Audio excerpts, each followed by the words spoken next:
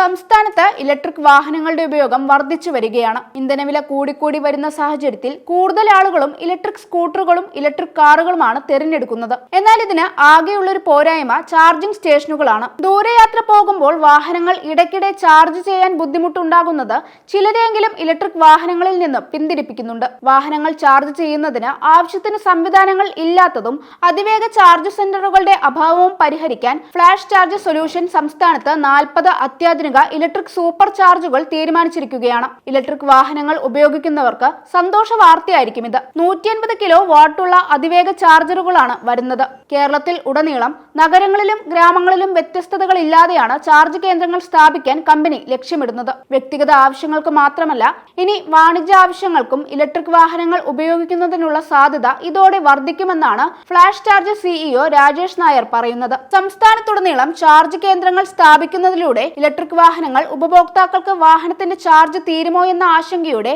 വലിയൊരളവ് കുറയ്ക്കാനും മിനിറ്റുകൾക്കകം ചാർജ് പൂർത്തിയാക്കി യാത്ര തുടരാനും സാധിക്കും. 150 കിലോ വാട്ട് ശേഷിയുള്ള ഈ ചാർജറുകൾ 2 മെഗാ വരെ പുനരുപയോഗ സാധ്യതയുള്ള ഊർജ്ജം പ്രയോജനപ്പെടുത്താനാണ് ഉദ്ദേശിക്കുന്നതെന്നും ഫ്ലാഷ് ചാർജ് മോഡ് സഖ്യം പറഞ്ഞു. ഫ്ലാഷ് ചാർജിന്റെ ഈ ലക്ഷ്യത്തോട് ഒത്തുപോകാൻ തയ്യാറാണെന്ന് ചാർജ് മോഡിന്റെ സ്ഥാപകനും സിഇഒമായ എം രാമനുണ്ണി പ്രതികരിച്ചു. ഏറ്റവും പുതിയ ചാർജിംഗ് സംവിധാനങ്ങൾ ആദ്യം എത്തിക്കുക എന്ന ദൗത്യത്തിൽ മുൻപന്തിയിലാണ് ചാർജ് മോഡ്.